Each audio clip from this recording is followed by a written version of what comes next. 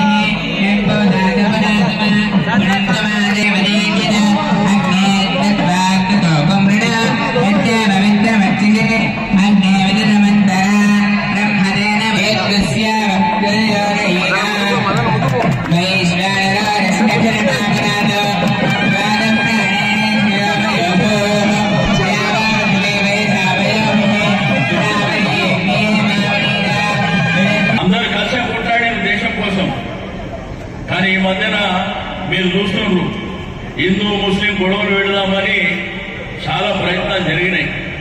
ఎవడు ఏకాన్ని ఇచ్చినోడు కాదు, ఎవడు మన కోసం చేసినోడు కాదు.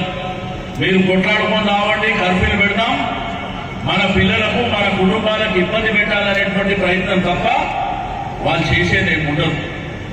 ఇక్కడ చెప్పిండు భగవద్గీతలు ఉన్నది, మనని పోస్తే మరి తెల్ల రక్తం వస్తుందని ఉందా? ఎక్కడన్నా ఖురాన్లో రాసి ఉందా? ఎక్కడన్నా వాళ్ళని పోస్తే తెల్ల రక్తం వస్తుందని ఉందా? బైబిల్లో ఉందా? ఏమీ లేదు, లేనిపోని సమస్య. ఇక మన దగ్గర కూడా యంగ్స్టర్స్ అంతా ఆకర్షితులు అవుతున్నారు.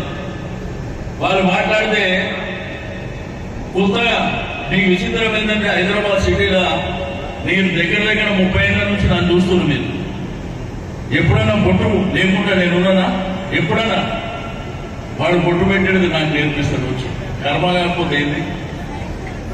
సమాజంలో ఉన్నటువంటి అందరూ కూడా సుఖ సంతోషాలతోని పిల్ల పాపలతోని ఆరోగ్యంగా ఉండాలి. మనం ఉద్యోగం చేసినా వ్యాపారం చేసినా మనకు అన్ని విధాలుగా ప్రభుత్వ అండదండలు ఉండాలనేటువంటి గొప్ప సంకల్పం తెలంగాణ ప్రభుత్వాన్ని. 24 గంటలు